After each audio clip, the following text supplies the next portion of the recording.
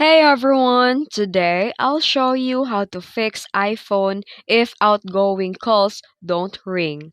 Let's get started. First, check if your iPhone is in silent mode.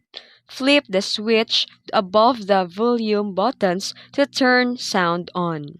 And next, go to the settings and select sounds and haptics.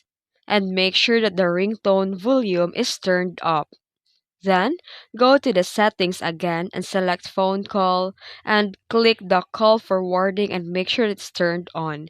You can also restart your iPhone or reset network settings by going to General and select Transfer or Reset iPhone.